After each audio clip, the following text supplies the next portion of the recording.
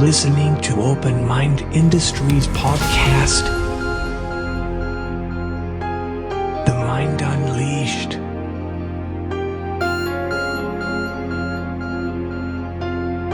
Sit back, listen, and open your mind.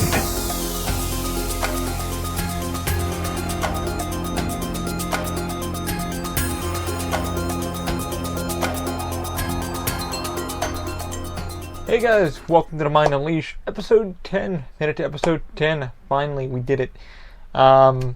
This week's episode is going to be about home automation, and a little bit about 3D printing. Some little geek news right there, and a little interesting topic. I was listening to tested Adam Savage's his little web series they have on YouTube. They were talking about SLS printing and the Form 1 printer, and I thought that was really cool with the price they're putting on that, and it prints out of nylon, powdered nylon, which is really freaking cool. So I want to talk a little bit about that.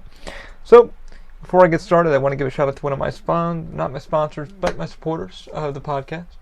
It's going to be Dine Studios, D-I-N-E, DineArtStudios.com. Daniel Weisberg runs that site. What they pretty much do is they do drone shooting, residential, for properties, short films, concerts, any kind of occasion, wedding, stuff like that. Very budget friendly, drone certified, so they can pretty much fly about anywhere you need them to fly. A reasonable thing, well budgeted, they're going to do you up right.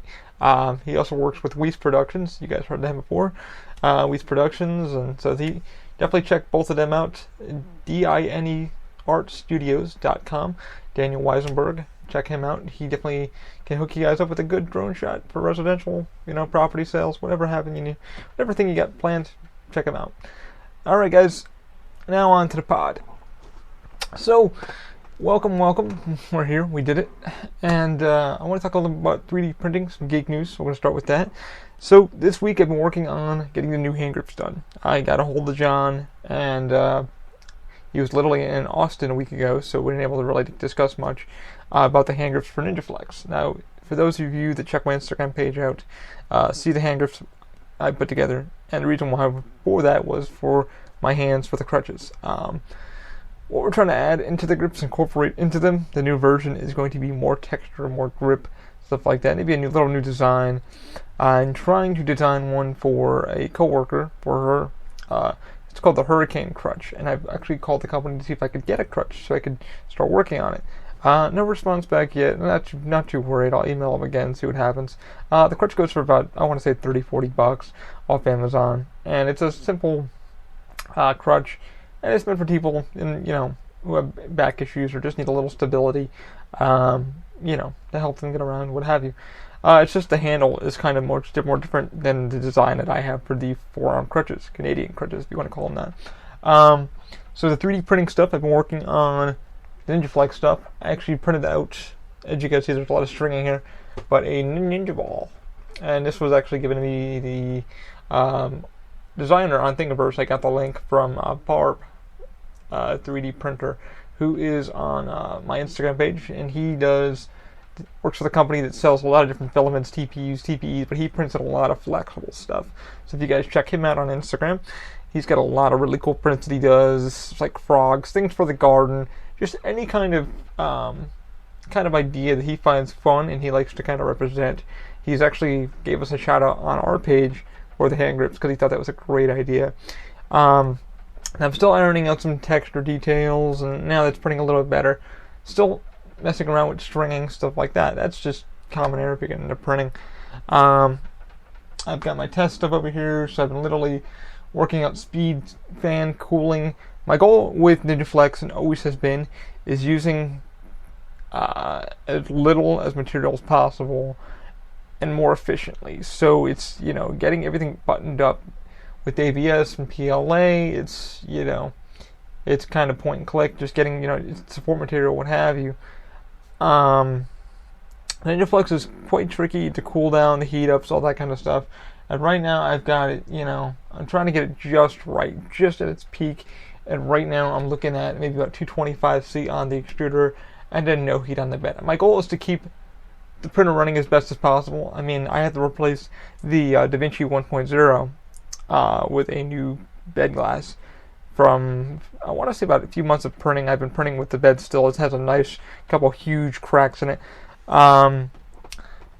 And the problem with that is that I don't have a smooth surface anymore because there's divots inside the bed. And I've actually called DaVinci about 6 months ago. And it's like, hey, can you guys send me a piece of glass, or can I buy it from you? They don't do that. They're not like Robo, where you can actually just purchase the bed by itself.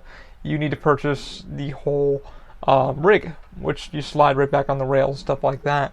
For $65, I'm like, why would I even want to do that? I mean, a piece of glass on Amazon. And it's called ballistic glass. I need to go get a piece of it from Amazon or a company. But I'm being very careful on what I order. A lot of quick reviews on there are saying that the glass has been warped, cracked, what have you. So be warned. And that's why I'm just trying to get ready to replace the bed here. But I've got to get it hooked and stuff like that. And I print on the DaVinci 1.0 either ABS or PLA. That's pretty much what I like to print with it because of the head. It's not a V6 hot end like the Robo is, where I'm able to print like whatever nylon and Ninja Flex and stuff like that. But Ninja Flex seems to be printing better now. I figured out a few details with it. It was the extrusion width, and then printing slowly with it. And I went to go print another one of these today, and it came out. It was coming out a little bit better. I think I got it back here. I'll just pop it up for you. One of these right here, if y'all can see that. It's a really little tiny one. CD printing really good. I added some a little bit of retraction, stuff like that. So it was the speed. I turned down the speed a little bit. How retraction is on, stuff like that. So it seems to be going a little bit better. But before I get the new hand grips, I want to make sure everything is ironed out. I don't have to use glue in the bed, and that's kind of my goal with Ninja Flex and any other filament that I have, is to make sure I don't have to use any hairsprays, glues, tapes, what have you. I know it sounds weird, but it's kind of like I'm trying to preserve the bed and equipment as much as I can, because it's crazy when you get to freaking stick your scraper down there and you really gotta pop it.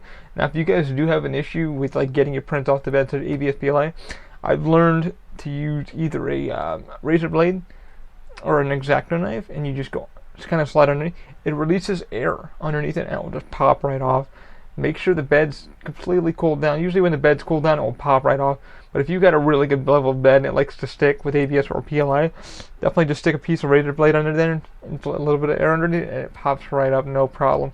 It should preserve the bed a little bit more, but like I said, reason why my DaVinci cracked, I was doing a couple of prints for Coriositar. If you guys look on the Instagram page, it's the ashtray, and it was printed out of ABS, but it was heating and cooling and not printing correctly a couple times, and the bed just kind of just wanted to, when glass gets hot, it wants to crack. I'm looking into another piece for 3D printing that I haven't seen much of it. I don't know if it's kind of like just an Indiegogo or what have you. You put it on your printer bed, and it's like a piece of plexi that you can just flex, and it just pops right off. I'll look more into that, and hopefully if I find an article, I'll send it over to you guys, put it on our website, so you guys take a gander at it. But, yeah, I've been just working with Ninja Flex like crazy again, because the goal is to do crutch tips with it. That's why I'm so anal about using the filament. But I'll keep you guys posted on what the results will be coming, because I do want to share the results with you guys. So if you guys are planning on getting the TPU, or just like, hey, what's the best idea for using the slicer?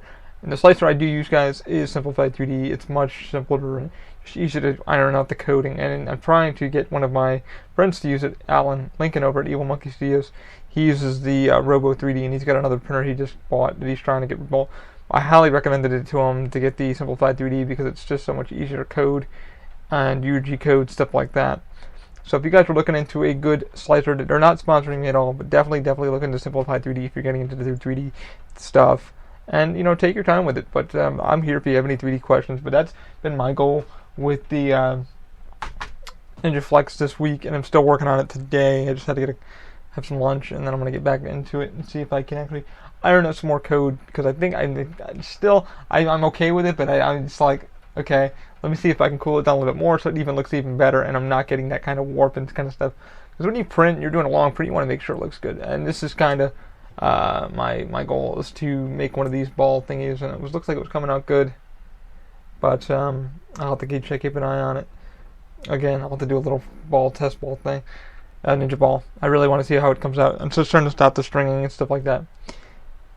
Anyway, having said that, on the topic 2 of the day, the main topic of the podcast and vidcast, is home automation and why I got into it, why I bought an Alexa.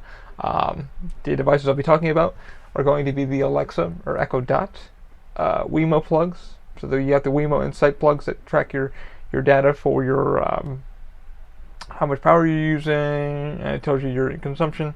And then you have the regular standalones that don't track anything; they just switch on and off.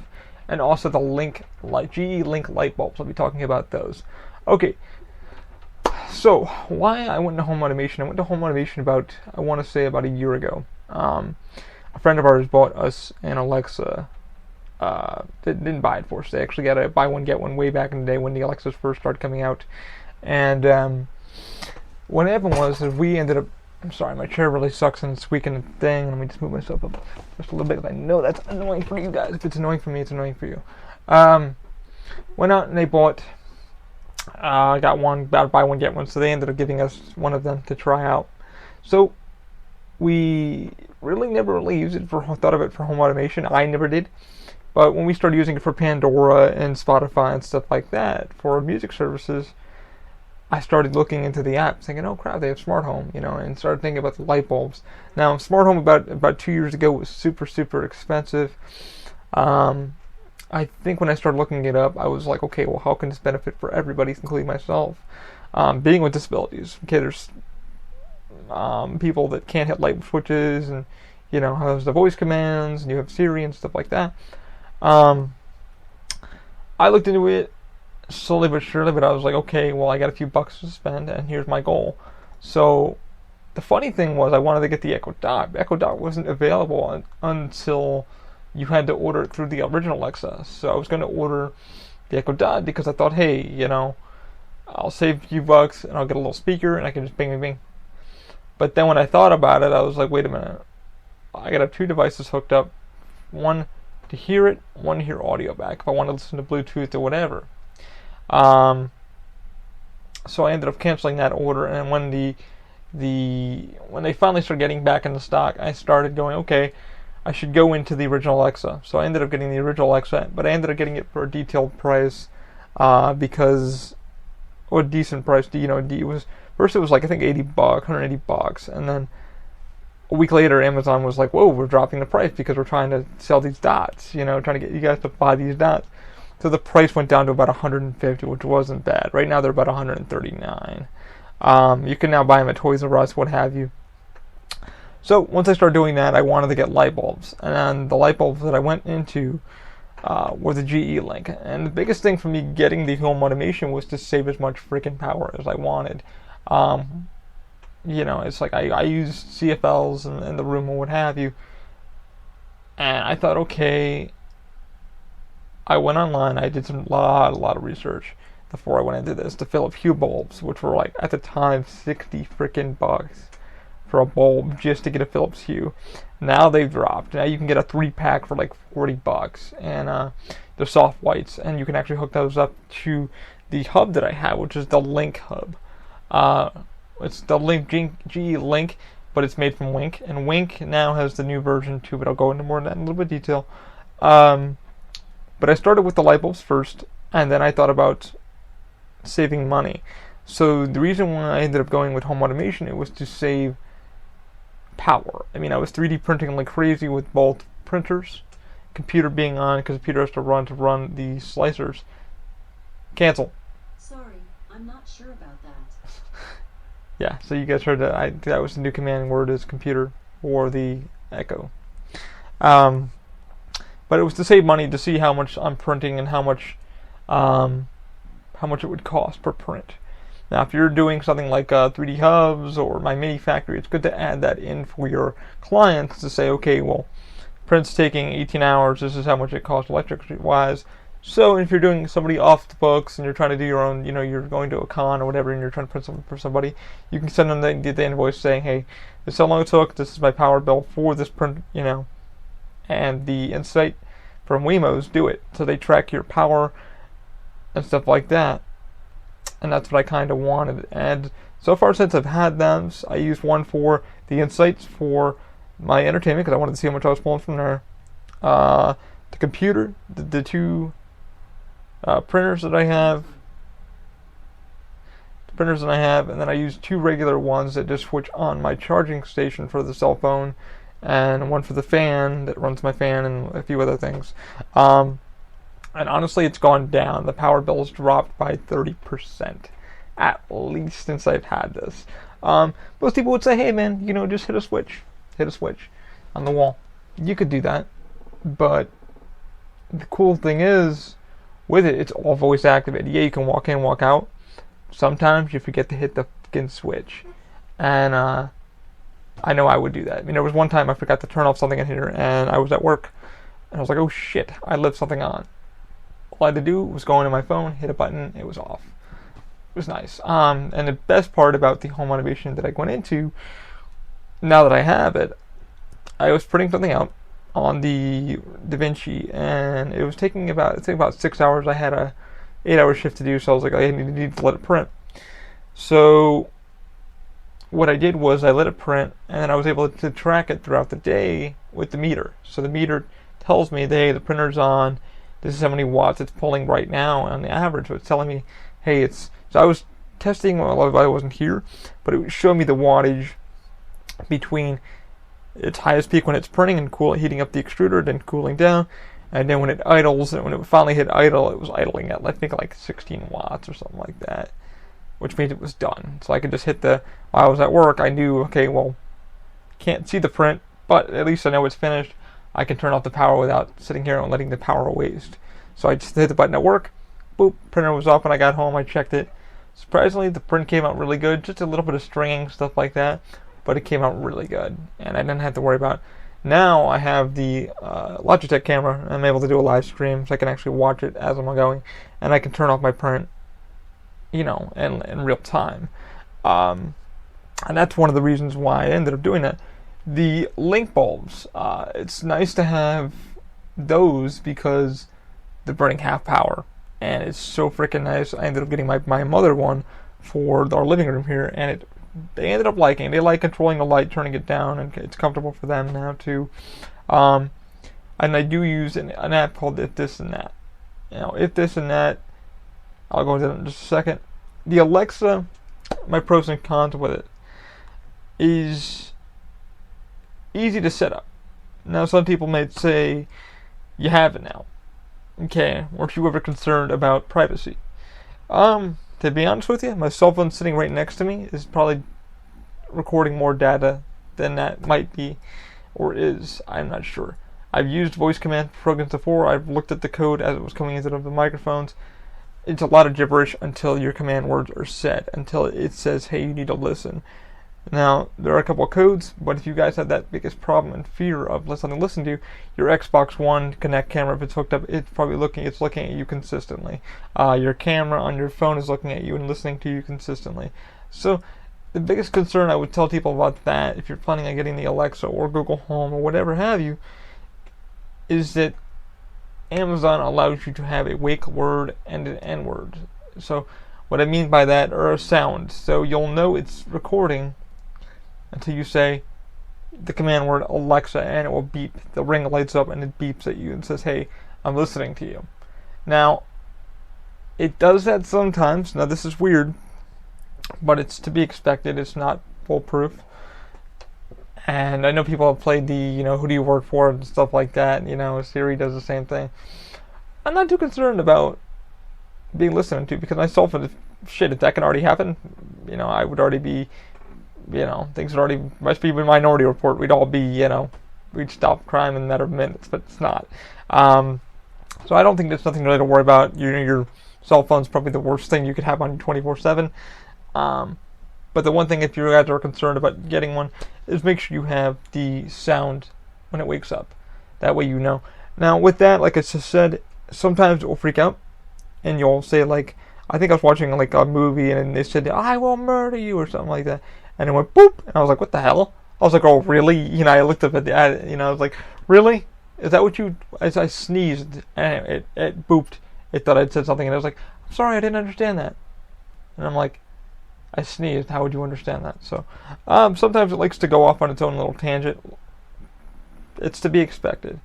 You know, but that's just my safeties with it. Now, if you're going to use it for a family, I would definitely remember locking up some programs. I remember like the little kid on YouTube tried saying something and it wanted porn and all this other shit, and I was just like, holy shit, you know. And me and my mother were laughing about it, and she's like, wow. So, yeah, I mean, it's a good thing to have in the house. It definitely helps you out in my daily, but I use it more or less use it for home automation. Like I said, it wasn't cheap when I first bought the home automation. I pretty much got the Insight switches are about $50 a piece. Now they're about $30 a piece if you get them used. I bought an extra one used when I first got the whole entire system. The light bulb system kit was about $45 with 2 light bulbs and the hub. The hub can handle the Wink hub for the Link bulbs can handle about 99 bulbs all at once. You only need one hub that's not plugged in. It's all under Wi-Fi. Now, if you're planning on using switches and whatever have you, you want to go with the Wink 2. The Wink 2 hub, guys, is going to be about $68. It can handle anywhere from dimmer switches to Philips Hue bulbs to Zigbee bulbs to CR bulbs. And a lot of the bulbs are now getting so cheap, they're about $15 a bulb.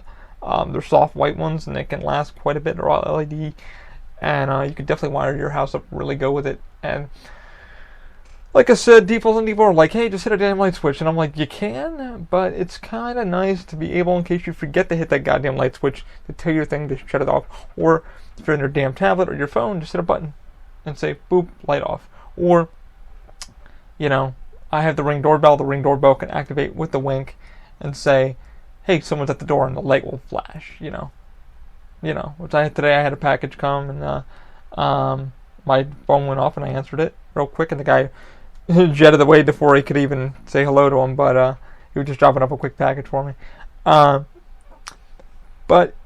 yeah, I really, really freaking enjoy the Alexa. But the things I'd be careful of is just make sure you have the wake word. So when it wakes up, make sure for safety, if you're a little paranoid, turn the sound on for that. So it's when you say the wake word, it goes boop. That way you know it's listening. And also that helps when you're like trying to ask it a question, you know, how many cups are in whatever, you know, or a recipe. You know it's listening to you. You can have it when it ends, it will boop again and say that it ended. It's up to you. The features I like about it is definitely the home automation. I mean, now that it's paid for itself with saving power and I'm able to turn things off from home or work, the scheduling now, my Google schedule is linked up to it. Highly, highly recommend that if somebody's got a weird schedule and they're like, okay, well, boop, boop, boop, boop, and I just need a assistant to get my schedule together. Mine's actually, I worked on it, and now it's all set up to my whole work week and bills that I had to pay for the month. It reminds me to do that, which is nice. So when I wake up in the morning, you know, I say good morning, and it says, hey, Ollie, this is your weekly schedule. You know, this is what's going on. Enjoy it, love it. Definitely, I got an Echo Dot from Michael and David. They're really looking forward to doing their apartment. They're getting a 1-bedroom apartment into a smart home. They already have Philips Hue bulbs, but they need to buy the bridge and stuff like that. So their goal is to save as much money as they can, especially when you're living on a budget, and it's crazy.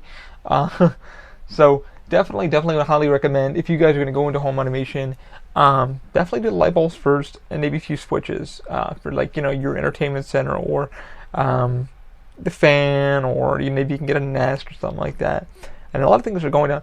Now, my weirdest thing with the home automation that I'm not entirely friendly with is the door locks. I've been looking at one because a lot of times we leave our keys, and it would be nice to be able to, like, hit your phone and boop, because your phone's always on you. Like, however, knowing hackers, being a hacker myself and going into code and stuff like that, you know, if somebody gets into your network, all they gotta freaking do is be a really decent hacker and go into your thing. But there are ways to protect yourself from that. The Bluetooth ones, you know, you have to be in range and you have to have that person in your phone and you have to, but it's the only thing I'm not entirely key on. I don't agree with the smart locks yet. I'm still not all for those yet. I would definitely be careful. The one thing I do like I said, is the energy tracking. Because they're surge protector, and then they're just telling me, hey, your stuff's on, your stuff's off. You know, but the smart locks I don't agree with yet. The light bulb systems and stuff like that I do really, really enjoy, because I do forget to turn the light bulb off one day. Because one day I went to work and I was like, crap, I forgot to turn my light off where I left. And also another thing I would really recommend if you're getting into the home automation, when you're setting your things up, make sure you're labeling them things that won't be hard to pronounce. The Alexa, Echo, the whole system sometimes does not hear you properly. She'll hear blah, blah, blah, and you're like, so it kind of makes me think, even for privacy, sometimes it hears what it wants to hear, but you have to pronunciate. Like I use some of the codes like my bedroom, but make sure when you're making a command to turn on, to turn off, that it's not interfering with the group name. Like I have one for, turn the room off, turn everything off that I want to be turned off when I leave for the day. That when I come in, I want just the light on and then the fan on. And sadly, both of those labels that I put on, they both match in that group that I put on in the hub for the Alexa. You can do that, or you can use in a program called ITTF. If this and that. Which is highly, highly recommended by a lot of people that are using the Alexa for your Raspberry Pis and your just home automation, because people are like, hey, I like using this to turn my sprinklers on when I get home. So in my car, they have a special thing on their car that when they go, it hits the sensor and the light will turn on, or the garage door, when they get in a certain range, the garage door will open up, So there's a lot of cool things people are actually doing with ITTF. I've used it too. I'm using a Harmony Hub for my electronics, the Apple TV, PlayStation 4, Xbox One, and it communicates with all that. So I say, hey, start this command. Once it starts the command, my light actually dims down to where I want it, the projector turns on, and then the device that I want to turn on turns on to the correct channel, volume-wise, all that kind of crap. And it really helps. My biggest thing with home automation, though, is a friend of the family of mine. His brother is severely kind of getting disabled. He has limited mobility in the hand, so he can't hit light switches or pull chains or whatever. So when they saw the setup that I created, they were like, okay, first, how much does all this cost? And B, how can we do it in the most effective but easiest way for him? Because he can't move his hands very well. And we're not really, tech savvy. I'm like, you don't have to be really tech savvy to do this. It's pretty simplistic, So I recommended Wemos, but what I recommended for them budget-wise is TP-Link. So if you guys want to get into TP-Links or just like the Wemos, they do have the energy tracker, and they do have just a standalone switch to turn on, turn off. I recommended some light bulbs that I saw on a friend of mine that got. And so far, I think they're putting the house together. They're putting his room together so he's able to go in, and when he gets in there, he can either timer it for when he gets home, or he can say a certain command and certain things will turn on: his light, his fan, his AC, what have you. And that's where I see home automation being for us, because for myself, it's nice to get up in the morning and have everything right there, and not have to worry about struggling to find a light switch or what have you. But my biggest goal with home automation was to save power, so that's why I got the Alexa. But I'm looking forward to seeing what Michael and David do with it, and a few other friends are doing with it. But the biggest concern with everybody is, the privacy thing. And I'm just like, listen, your cell phone's doing just, if not if more, than what's that doing. Your Xbox One with the camera to connect, turn on, staring at you consistently. If you have a smart TV with a camera in it, your iPad staring at you. So, I'm not saying it's not happening, but there's ways to find out if it is. Being a hacker myself, I've literally worked on programs that do this stuff and actually got to go into the code and look at some stuff. So there's ways of knowing that if you are being freaking recorded, to be honest with you. And if we really were 24/7, it'd be like Minority Report, and it's not. Sadly, we would have more crime decrease than we would increase. That's just me. But definitely, if you guys want to get into it, I think the Alexa now is going for, I think, $140. They're doing a sale. And then the dots. I'm going to go a little more into those. The dots are pretty much half the size. They are Bluetooth and a 3.0mm jack. You can stick your cable from your receiver into it, so you can actually use that. I haven't used the Echo Dot as much. I just got one for Michael and David, and I got one for a friend of mine who doesn't. For his birthday, and he was like, I like the idea of it, but thank you, but no thank you. I just don't have a need for it. So I'm going to give it to a friend of mine, another friend of ours who would like one, so they can do their scheduling and stuff like that, because they're pretty curious into it. I think it's just the thing, people are just a little bit nervous with the privacy of it, and just what can I do with it,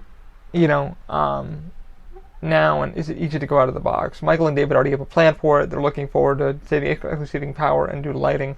Some people want to use it just for scheduling, or just, the one new feature that I like about the Echo, guys, is Echo, the whole system that they're doing is Echo to Echo. So I can call through the app, from the Alexa app, I can call anybody's Echo or call them directly and leave a message real quick, or leave if there's a shopping list, say, hey, I forgot something. When the person gets home, it lights up, and you can say, hey, so-and-so, don't forget to turn on the oven for me, because I forgot to turn it on, and cook dinner tonight. So, whatever have you. I mean, it's a really cool feature. We tried it out the other night. Me and Corey Restatar tried it out, and it worked really well. We had a conversation for about 30 minutes through speakerphone, and it was great. The dictation, so when you're leaving a quick voice message, it tries to dictate in the app. Not foolproof. There's some things that I'm like, whoa, I didn't say that. So the dictation's still there. But that's a pretty cool feature. I'm liking that feature with it more. But the home automation's where I wanted to go with it. Like I said, if you're going to go into the kit, if you want to go into the kit, definitely look at if this and that. So if you guys want to build code for your smart home, Raspberry Pis, check that out. I think the Echo Dot is for people who are using it in a garage and just want, a music thing, or they're just trying to turn on a light or whatever like that. And those go for about $40. I ended up getting both of mine for about $40 a piece. Like I said, they are Bluetooth, so you need a Bluetooth speaker or a 3.5mm jack to plug into a receiver or surrounding speakers. So if you have a splitter system with an amplifier, you can amplify your sound. The Echo Dot does have a little speaker. It does pretty freaking loud, so it's not good for, like, if you're really trying to do music. Definitely get a Bluetooth speaker or speaker setup so you can actually use it. They're meant more for, like, around the house. If you have one in the kitchen, it can communicate with the whole system to say, hey, blah, blah, blah, turn off lights, I'm leaving. Or what's the measurement to this or that, or recipe, or lock the front door and it will lock the door. I prefer my Echo. There's a new device that goes on the bottom of the Echo that you can actually plug in, and you can take the Echo with you, walk around, and it's a battery system, so you can charge it as it's plugged into its base. You take it with you, and you can bring it out to the back porch, listen to music. That's why I like the Echo, the Alexa 1, because I can do that. I can take it actually around. I haven't bought the piece yet. I think it's only like $20.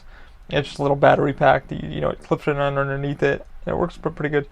But that's my thoughts on home automation. Let me know what you think. Do you hate it? Do you love it? Am I crazy? I might be.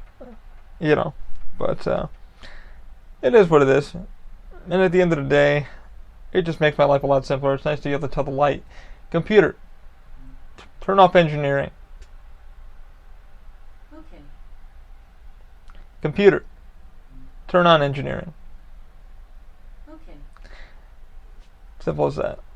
Alrighty, guys, thanks for tuning in. Hopefully I wasn't rambling. Hopefully I kind of opened your minds a little bit to home automation and got your minds stick a little bit. Thanks for tuning in. Hopefully next week, or this week coming up, or next week, who the hell knows, I'm going to talk to a good friend of mine who is running his own YouTube channel for quite a while. He does some videos on Facebook, stuff like that. Really wanted to sit down with him. He's been talking to me about getting on the podcast and really talking about his character and who he designs and his skits, stuff like that. Moby Lee, I'm talking to you, bud. Hopefully I get to sit down with him and we get to talk about how he edits, what he does, why he gets into doing what he does, who he is. But thanks for tuning in, guys. Hope this was fun for you. You got to just listen to this in your car. And always, guys, thanks for tuning in and keep an open mind. See ya. Have a great week.